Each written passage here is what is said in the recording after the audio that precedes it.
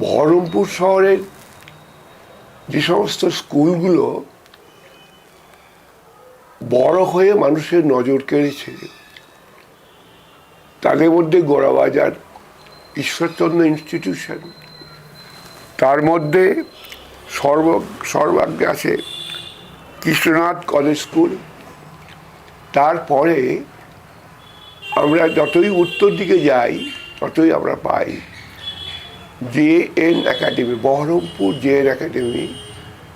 তারপর খাগড়া ওই একটি স্কুল, সেই এক দম্পতি ওই স্কুলটাকে তারা দান করেছিলেন। এরপর তো আমরা অনেকে জানি যে মনীন্দ্রচন্দ্র বিদ্যাপীঠ বলে একটি স্কুল তখনকার দিনে অত্যন্ত বিশিষ্ট স্থান অধিকার করেছিল। সুতরাং আমরা দেখছি যে বহরমপুর শহরে একটিমাত্র স্কুল সামনে এগিয়ে আসছে, এই ঘটনা কিন্তু ঠিক নয়, পর্যায়ক্রমে এসেছে। আমরা ঠাট্টা করে মানুষকে বলতে শুনি জগন্নাথের ধাড্ডা। এখন জগন্নাথবাবু মজুমদার উনি ছিলেন ভূগোলের বিখ্যাত শিক্ষক, কৃষ্ণনাথ কলেজ স্কুলের সঙ্গে যুক্ত ছিল বলে জানি। পরে তিনি ওই মুড়ির ধারে একটি জায়গা, দোতলা কি তিনতলা মানে ভাঙাচোরা, সেইখানে তিনি একটি স্কুল স্থাপন করেন।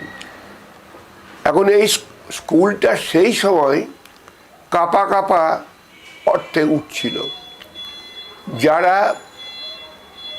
পাস করতে পারে না কিংবা যারা একটু সহায়তা চায়, তারাই স্যারের জগন্নাথ মজুমদারের ছত্রছায়ায় মানুষ হয়েছে। সুতরাং আমি যখন কাউকে বলতে শুনি জগন্নাথের ধাড্ডা, তখন আমি খুব কষ্ট পাই, কারণ ওই স্কুলটাতেও তো দরকার ছিল, ওই স্কুলটাও তো প্রয়োজন ছিল, প্রয়োজন সেটা মিটিয়েছে।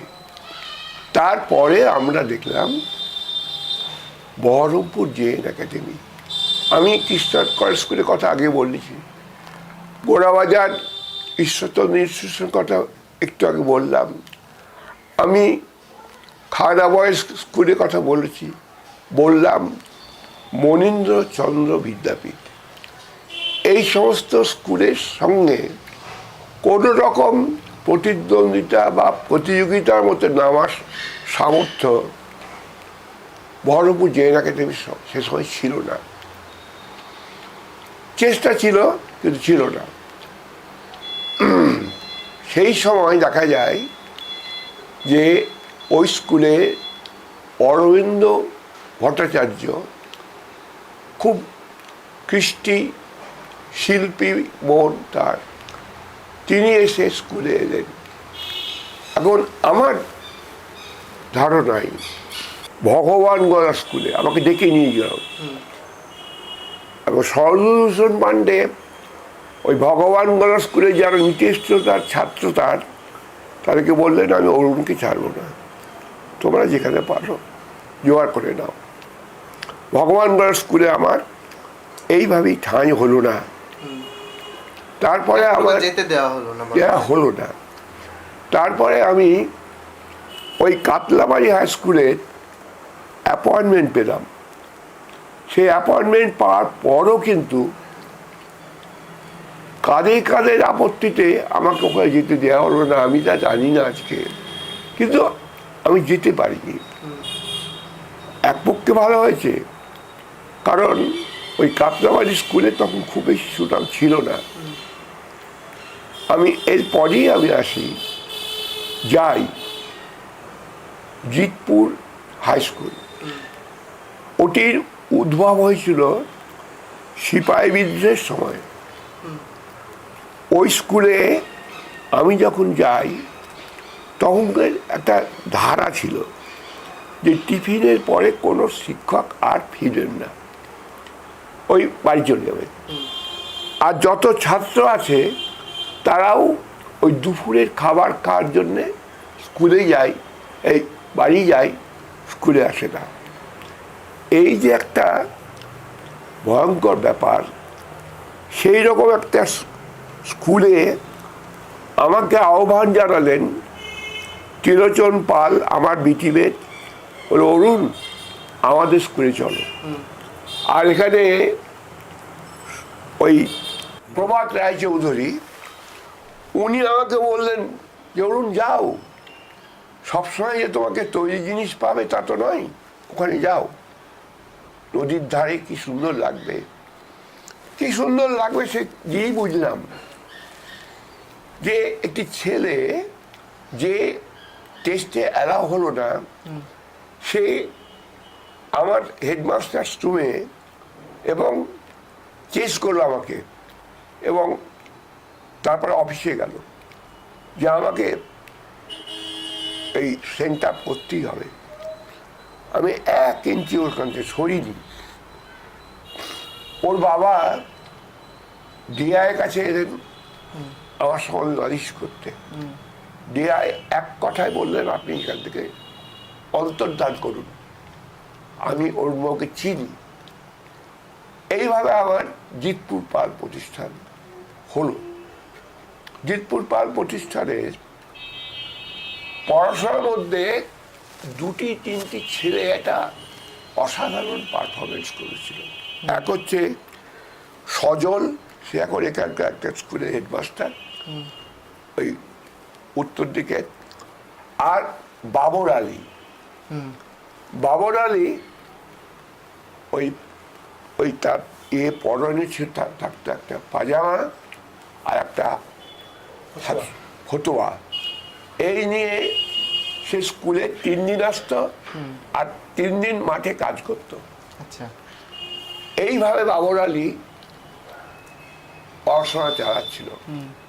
বাবরের পাশে দাঁড়াবার মতন ব্যবস্থা তখন ছিল না, কিন্তু আমি কেন জানি না বাবরকে আমি কাটতে দিলাম।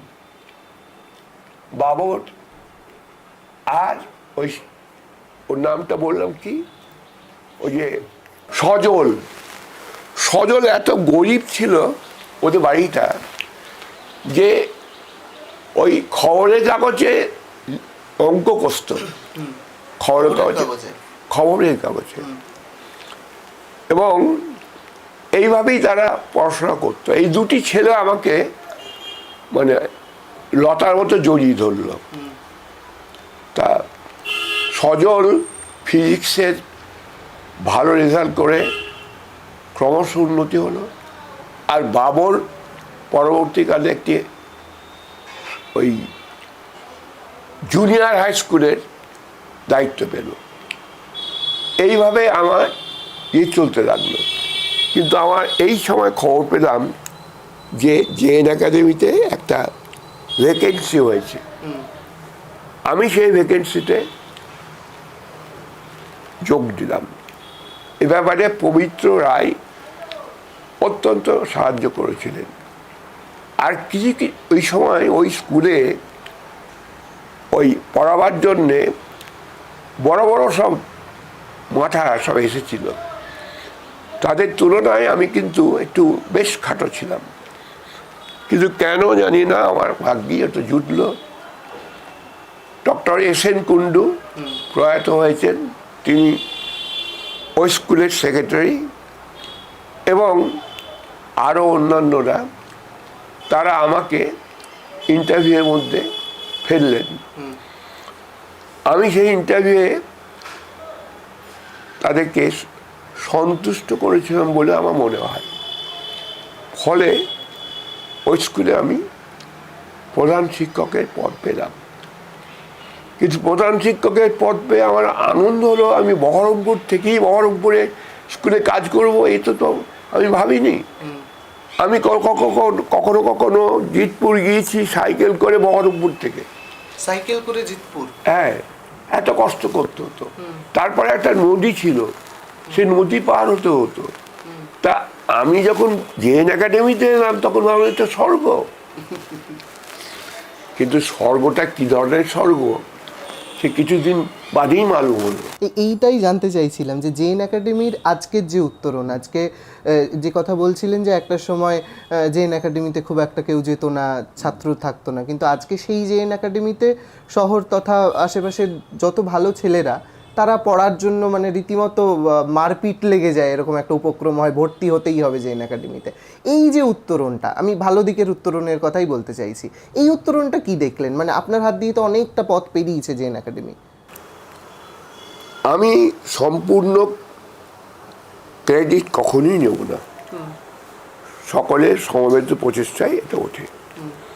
তবে আমি একটা বিষয়ে দৃঢ় প্রতিজ্ঞ ছিলাম যে কাউকেও তার ক্লাসে পড়ানো থেকে বা নিজ দায়িত্ব পালন থেকে শৈথিল্য করতে দেব না। আর আমি নিজে প্রথমেই জোর দিলাম প্রত্যেকটি ক্লাস যেন হয়, প্রত্যেকটি ক্লাস যেন বাদ না যায়।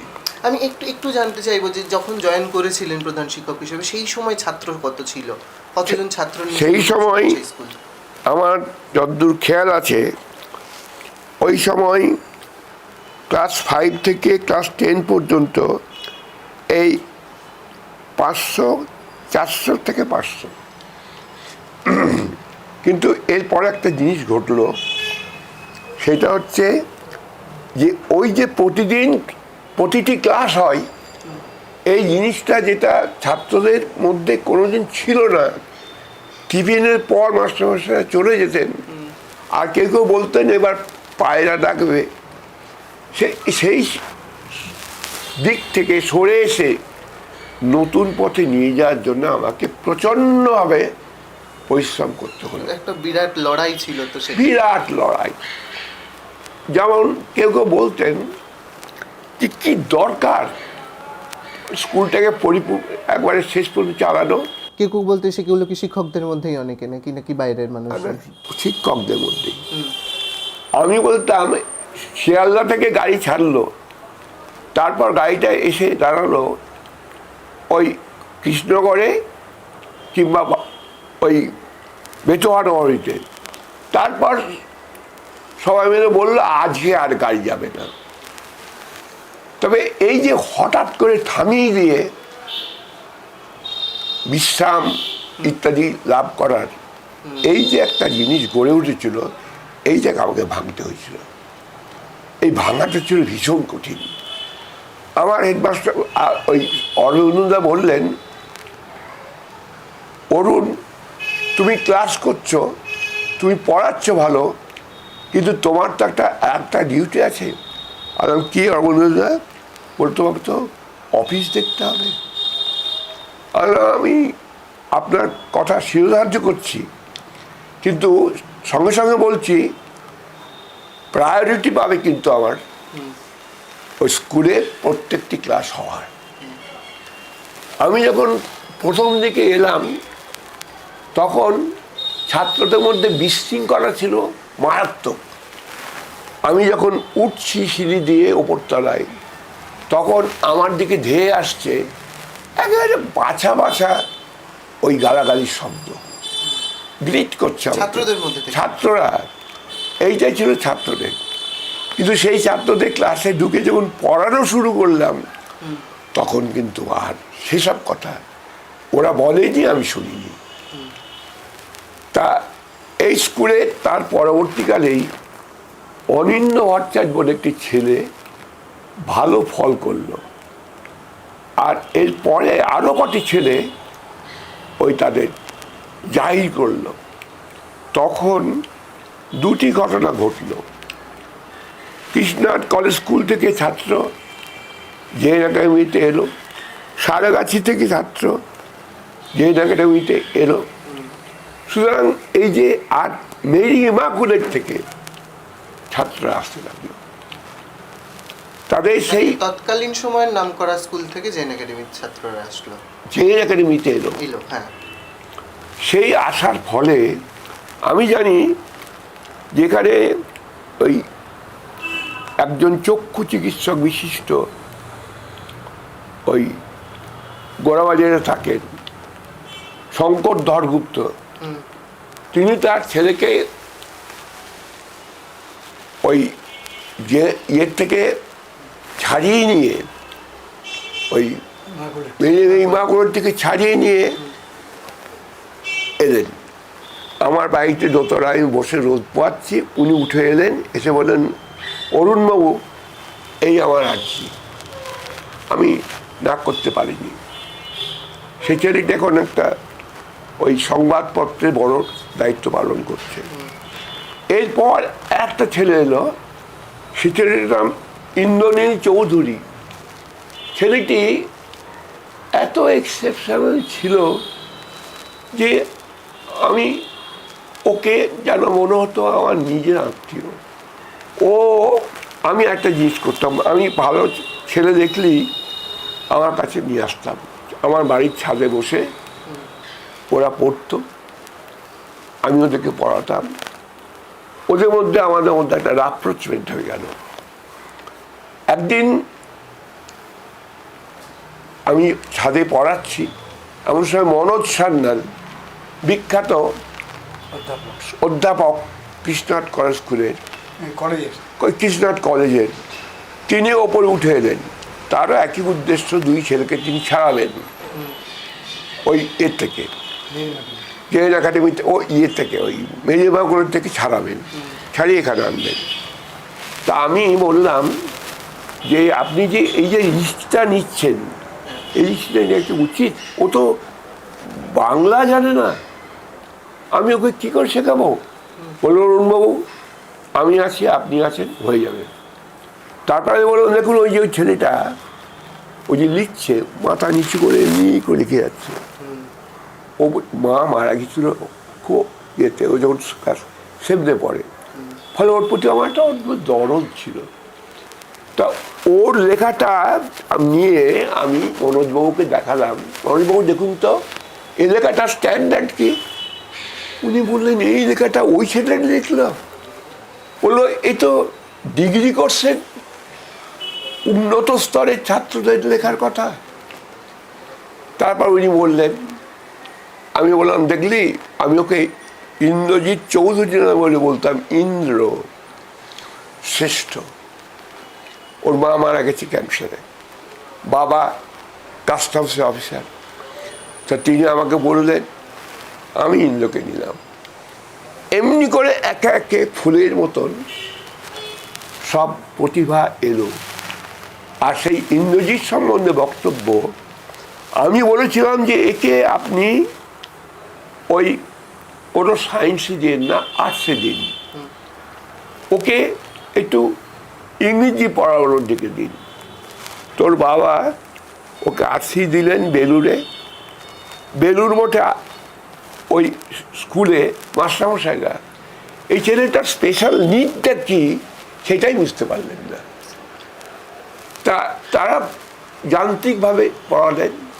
আর এই ছেলেটি ইয়েতে হাফ ইয়ারলি পরীক্ষাতে রেজাল্টটা ভালো করলো না, ফলে ফ্রাস্ট্রেশনে পড়লো।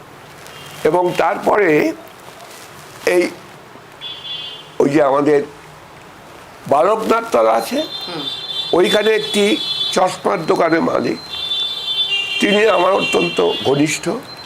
তার ছেলের নাম আমি এইমাত্র ভুলে গেলাম, সে এখন আমেরিকাতে আছে। তা সে এসে আমাকে বলল ছুটির সময়, হাফ ইয়ারলি পরীক্ষা হয়ে গেছে, ছুটির সময় বললো, স্যার ইন্দ্রজিৎকে পাওয়া যাচ্ছে না। কৌশিক দাস। তারপর আমি তখন আমার দিক থেকে যদি করার খোঁজাখুঁজি করতে পারবো, পুলিশে খবরটা দিলাম, কিন্তু ইন্দ্রজিৎ পাওয়া গেল, ইন্দ্রনীল পাওয়া গেল না। কি রাজপুত্রের মতো চেহারা। তা ওর মৃত্যুর এইভাবেই হলো। ওই যখন যারা পুলিশ অফিসার তদন্তে এলেন, তারা ওর ইয়েটা লেখা খাতাটা দেখে বলছেন, আরে এই ছেলে তো কোনো ইংলিশ মিডিয়াম কেন, বিদেশে পড়ার মতো ছাত্র। আমি তখন বলেছিলাম যে আমি ওর বাবাকে বলেছিলাম যে ইন্দ্রজিৎকে ওকে দিন, আর্টস দিন। স্যার এই তো গেল দীর্ঘ কর্মজীবনের কথা জেএন একাডেমির উত্তরণে, কারণ সময় তো খুব কম, সেই জন্য সংক্ষেপে যাচ্ছি। একটু যদি রাষ্ট্রপতি পুরস্কার যখন পেলেন সেই সময়ের গল্পটা যদি একটু ছোট্ট করে বলেন, একদম ছোট্ট করে শুনবো। আমি অকস্মাৎ শুনলাম আমি যেন বিশিষ্ট হতে চলেছি। তা এই কেন বিশিষ্ট, পরে জানলাম যে ডিএম অফিস থেকে একটা সিলেকশন করে এই জেলার মধ্যে নির্বাচন করা হয়েছে আমাকে। তা আমার আনন্দ হলো যে আমি দিল্লি দেখতে পাবো। আমার স্ত্রীও আমার সঙ্গে গিয়েছিলেন, আমরা দুজনে মিলে দেখেছিলাম। এবং ওই শঙ্কর দয়াল শর্মার কাছ থেকে আমরা পুরস্কারটা নিয়েছিলাম। শঙ্কর দয়াল শর্মা কত বড় একজন প্রতিভাধর ব্যক্তি। তিনি যখন ওই ছবিতে দেখবেন আমার দিকে এমনি করে মিষ্টি করে তাকিয়ে আছেন, আর তার ওপাশে আছে ওই কংগ্রেসের তৎকালীন একজন নেতা। আমাকে সেইভাবেই দেয়া হলো রাষ্ট্রপতি পুরস্কার। এই রাষ্ট্রপতি পুরস্কারের জন্য আমি কিন্তু কোনো তদবির তদারক একেবারে করিনি, এটা এলো আমি নিলাম, এই হলো আমার কথা। আপনার ছাত্র রয়েছে, সেও কিছু প্রশ্ন করতে চায়, বরং তার কাছে চলে যাই, তারপর আমি একটা প্রশ্ন করে শেষ করব। স্যার, হ্যাঁ বলো। আপনার আমি ছাত্র, পরবর্তীকালে জেএন একাডেমির সহকর্মী হয়েছিলাম।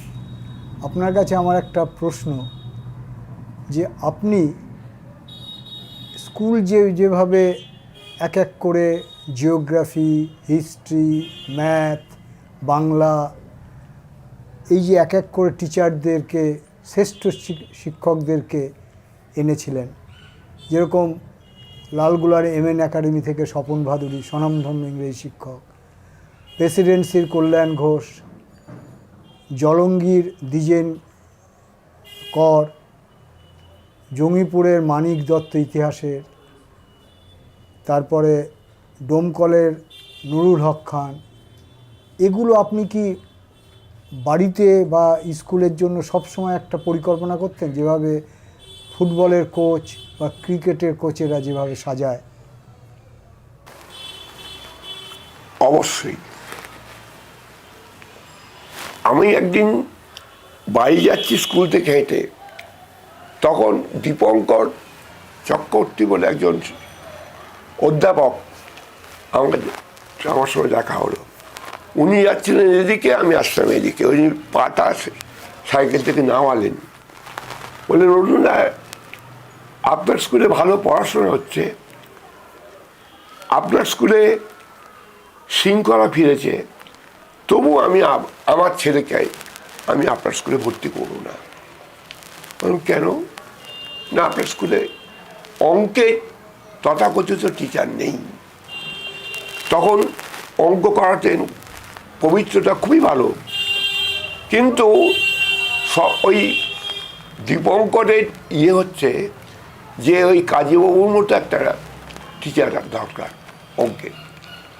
তা আমি মাথায় গেঁথে নিলাম। একবার আমরা রাইটার্স বিল্ডিংয়ে কোনো একটা কারণে সমিতির কাজে গিয়েছিলাম, তখন বাড়ি সাহেব ছিলেন। আমি বাড়ি সাহেবকে বললেন, দাদা নুরুলকে ছেড়ে দিন। নুরুলকে আমরা তখন অলরেডি করেছি, সিলেক্ট করে ছেড়েছি। বলল আমি মুসলমান বলে আমাকে আপনারা নেননি। আমি ফিলোসফি টিচার ছিলাম, ফার্স্ট ক্লাস পেয়েছিলাম। তা আপনারা যখন মুসলমান বলে একজনকে ছুঁড়ে ফেলেছিলেন, আমি কি করে আরেকজনকে আপনার কাছে পাঠাবো? আমি ওই পায়ে পড়ার মতো করে বলেছিলাম, বাড়িদা প্রায়শ্চিত্ত করতে দিন, আমাকে প্রায়শ্চিত্ত করতে দিন। তা নুরুলকে আমি অনেকবার ওই অ্যাপয়েন্টমেন্ট লেটার ছেড়েছি, কিন্তু আসেনি। আমি কিন্তু ঘুড়ি সুতোর মতন ছাড়তে এক সময় নুরুর টোপটা গিলল, নুরু এলো, ডাইনামিক, এমন সুন্দর। স্বপন ভাদুরী, স্বপন ভাদুরী, তাকেও পেলাম। স্বপন ভাদুরী ওই ইংলিশ ইয়েতে, ওই ইনস্টিটিউট থেকে ট্রেনিং নেওয়া, আমার সঙ্গে তার দেখা, আমিও ট্রেনিংয়ে গিয়েছিলাম ওই ইয়েতে নরেন্দ্রপুরে। তা ওকে দেখলাম একটা গুড়গুড় করে অল্প বয়সী, সুন্দর দেখতে, ঘুরে বেড়াচ্ছে, খুব ডাইনামিক। তা আমি দেখলাম যে এই ছেলেটা তাও ইংলিশে তো ভালো জানে, একে তো নিতে হবে। তা আমি ওই ত্রয়োদশীর দিন লালগোলাতে গিয়ে ওখানকার যিনি হেডমাস্টার মশাই, ওর নাম ছিল রায়, হ্যাঁ মদন রায়, বললাম মদন দা, আমি আপনাকে প্রণাম করতে এসেছি। খুব ভক্তিবারে প্রণাম করলাম। বললাম আমি আপনাকে কি দেব এখন? আমার একটা প্রার্থনা আছে। আপনি বলুন দেবেন? বললো আপনি যখন বলছেন তখন দেব। আমাকে স্বপন ভাদুরীকে দিতে হবে। মাথায় হাত, কথা দিয়ে দিয়েছেন। তখন বললেন দেব, তবে আপনি একটা সাবস্টিটিউট দিয়ে যাবেন। জার্জিস হোসেনের যে জামাই, সে ভালো ছিল, তবে হি ওয়াজ নট দ্যাট গুড। তা সেই স্বপন ভাদুরীকে নিয়ে আসা হলো আমার স্কুলে। এই স্বপন ভাদুরী আর আমি দুজনে মিলে গোটা জেলা তছনছ করে বেরিয়েছিলাম নতুন মেথড ইংরেজি শেখাবার জন্যে। এই স্বপন ভাদুরী, আমার একটা পোস্ট পেলাম, সেই পোস্টটা হয় বাংলা নয় ইংরেজি। আমার প্রেফারেন্স ইংরেজি। কাকে নেব? চলে গেলাম গুড়াবাসলা, পদ্ম গেলাম, পদ্ম চলো। পদ্ম বললাম কী কী? আমার এখানে বাড়ি ঘর সব কিছু। বলল ওখানেও বাড়ি ঘর হবে। পদ্ম এলো, পদ্মই অসাধারণ বুৎপত্তি সম্পন্ন একটি ইংরেজি শিক্ষক, যে ছিল একটা অজ পাড়াগাঁয়ের ওই ইয়ের মধ্যে। আমি পদ্মকে পেলাম, পদ্ম এলো। আমার এইভাবে একে আমাকে কে যেন সব ভরিয়ে দিয়েছেন আমাকে। তাদের নিয়ে পথ চলেছি, তারা যথেষ্ট করেছেন। শিক্ষকদের মধ্যে আন্তরিকতার অভাব ছিল না, দু একজন ব্যতিক্রমে। আর অন্যদের আমি তাদেরকে আমি যেন মনে হয় তাদের আমি পায়ে পড়ে তাদের পা ধোয়াচ্ছি। আমার এমন সুন্দর জিনিস আমি পেয়েছিলাম, রত্ন। স্যার হ্যাঁ, এই যে আপনি যখন স্কুলের হেডমাস্টার, আবার এবিটি এর নেতৃত্বে আছেন, তখন ওই বামফ্রন্ট সরকার 12 ক্লাস অবধি অবৈতনিক করে বিভিন্ন স্কুলকে আপগ্রেড করছে, অ্যাডিশনাল পোস্ট দিচ্ছে। সেই সময় আপনি যে বিভিন্ন স্কুলে ঘুরে কোথায় শিক্ষক লাগবে প্রকৃত তাদেরকে দেওয়া, এখানে এখন পর্যন্ত আমরা কোনো পক্ষপাতিত্বের কথা শুনিনি। আপনি স্কুল 4টে, 4:30 অবধি করার পর কিভাবে সন্ধ্যে 6টা, 7টা অবধি এগুলো করতেন? কি শক্তি আপনার পিছনে কাজ করতো? শক্তি না, আমার এটা এ পেছনে কাজ করার মূলে কোনো রকম একটা ছিল না। আমি বরাবর একটুখানি আবেগপ্রবণ, আর ওই যে কোনো কাজ করতে হবে, এটা ফেলে রাখা যাবে না। ফলে আমার কমন সেন্সটা কম ছিল এই দিক থেকে। আমি এবং স্বপন ভাদুরী এরা গোটা মুর্শিদাবাদ জেলাকে একেবারে তছনছ করে কাজ করেছিলাম। আর আমার মনে হয় ভাগ্য দেবতা ওপরে প্রসন্ন ছিলেন, তাই তিনি আমাদের আশীর্বাদ করেছিলেন। স্যার, আপনার সময় স্কুলে আমি দেখেছি, আমি তখন সবে ঢুকেছি স্কুলে, শম্ভুচরণ সরকার প্রাইমারি কাউন্সিলের চেয়ারম্যান, পবিত্র রায় গণনাট্য সংঘের সেক্রেটারি, সুধীন সেন এবিটিএর জেলা সেক্রেটারি, এই যে এই ধরনের সব বিদগ্ধ লোকজন আপনার সহকর্মী, সহশিক্ষকের কাজ করতেন, তাদেরকে পরিচালনা করতে আপনার কোনো অসুবিধা হয়নি তো? হয়েছিল, অবশ্যই হয়েছিল। আমি নাম করব না, একজন শিক্ষক সায়েন্সের অঙ্ক ইত্যাদি করাতেন, তিনি ফার্স্ট পিরিয়ডের পর বড় একটা খাতা নিয়ে গিয়ে টিচার্স রুমে একটা কোণে বসে ওই সমস্ত অফিসের কাজ করতেন, পিএফের। আর ওই ক্লাসে ছেলেগুলো চুপ করে বসে থাকতো, কারণ ওর তো স্যারকে পেল না। আমি তখন সোজা চলে গেলাম সেই মাস্টারমশাইয়ের কাছে, বললাম আপনি খাতাটা বন্ধ করে ক্লাসে যান।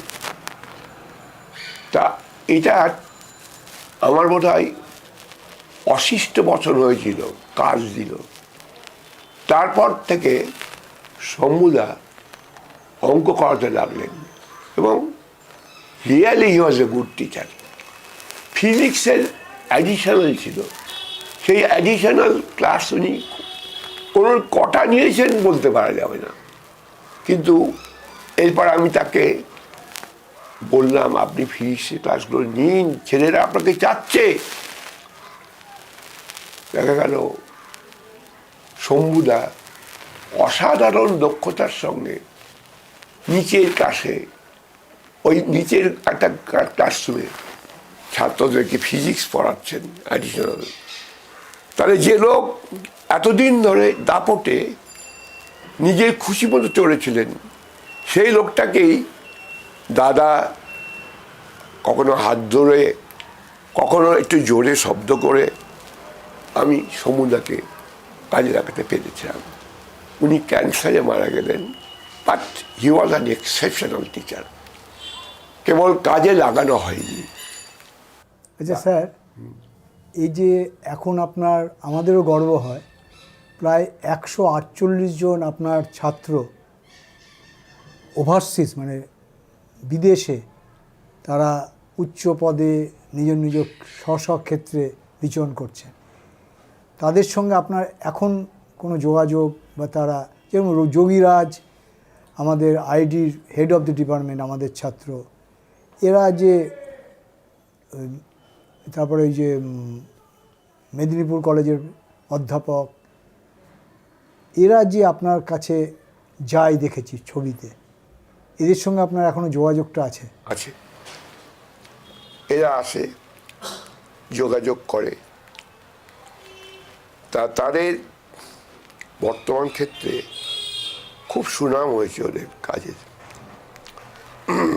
বিশেষ করে যারা ডাক্তারি করেছে তারা, ওই যে বলল, খুবই ভালো। ওরা সব একসঙ্গে এসেছিল, আর 5-6 জন এসে। অনেকক্ষণ আপনি কথা বললেন, আপনার আবার আজকে কলকাতায় ফিরে যেতে হবে। আমরা চাইবো আপনি সুস্থ থাকুন এবং আবার বহরমপুরে আসুন, আমাদের মধ্যে সময় কাটান। অনেক আপনার কৃতি ছাত্রছাত্রী, তারা এখনও অনেকে খবর না পেয়ে যোগাযোগ করতে পারেনি। আমরা অপেক্ষায় থাকব যে আগামী দিনে যখন আসবেন তাদেরকে নিয়ে আবার আমরা এরকম আলোচনা সভা করতে পারব। আরেকটি কথা বলতে ভুলে গেছি, যে ইন্দ্রনীল 1997 খ্রিস্টাব্দে ও এই কৃতিত্ব করেছিল, দেবদুলাল। আর একটি ছেলে ছিল বরুণ। বরুণ একদিন দেখছি কি, ওই ডিআই অফিসে আমি দিয়েছি কাজে, আর ঝাঁকড়া ঝাঁকড়া দাড়ি চুল, তাই নিয়ে আমার মাথার পায়ে মাথা ঘষছে, এই পাগলামি হচ্ছে। বরুণ ছিল একটা অসাধারণ। বরুণ, দেবদুলাল, দেবের দুলাল, অবশ্যই এরা এখন আমার অভিভাবক। আমি এদের দ্বারা চালিত হই, আর এটি একটি আমার রত্ন। একটি ছোট্ট প্রশ্ন শেষ করার আগে, এত বছরের শিক্ষা জীবন, এত বছরের কর্মজীবন, সব কিছু মিলিয়ে বর্তমান যে শিক্ষার যে দুর্নীতি, যা কিছু দেখছেন, একজন প্রাক্তন শিক্ষক হিসেবে কি বলবেন? কোনো রাজনৈতিক বিশ্লেষণ নয়, একজন শিক্ষক হিসেবে আপনার কি মনে হয়? বড় কষ্ট পায়, বড় কষ্ট পায়। ছেলেগুলো যখন স্কুল থেকে বেরিয়ে আসছে টিফিনের সময়, ছেলেগুলো যখন পরীক্ষায় যা খুশি করছে, সহ্য হয় না। মনে হয় এর আগে আমার জীবনের চ্যাপ্টারটা শেষ হওয়া উচিত। এটা বহরমপুর নয়, আমরা যে বহরমপুরে কাজ করেছি সেটা অন্য বহরমপুর, এটা অন্য বহরমপুর, তফাৎ আছে। এই যে যেভাবে ছাত্ররা আজকে উদ্ধত হয়ে উঠছে, আপনি একটা যে কথাগুলো বললেন ছাত্র শিক্ষকের পারস্পরিক খুব ভালো একটা সম্পর্কের কথা এখনো দেখছি আমরা সামনে এখানে, কিন্তু সর্বত্র তো তা নয়, শুধুমাত্র বহরমপুর নয়, পার্শ্ববর্তী বিভিন্ন জায়গায় একই ছবি উঠে আসছে। এই হাল কেন? শিক্ষার এই যে দুরবস্থা, পাঠ্যক্রমের কোনো সেই ধাঁচ নেই, আপনারা যেভাবে তুলে ধরেছিলেন আজকে প্রায় সেই জায়গাটা কোথাও কি মনে হয় যে একদম শেষ হয়ে গেল? কি মনে হয় আজকের শিক্ষা ব্যবস্থা নিয়ে? কখনোই আমরা একথা ভাবি না যে এটাই শেষ। আমরা ভাবি এই থেকে উত্তরণ ঘটবে, ভালো জায়গায় যাবে। বর্তমানে যেসব ওই কাপালিকের নৃত্য চলছে সেগুলো বেশি দিন থাকবে না। আমি আশাবাদী আবার গোটা পশ্চিমবাংলায় শিক্ষাক্ষেত্রে নৈরাজ্য দূর হবে, ছেলেরা ভালো ফল করবে, ছেলে মেয়ে সবাই।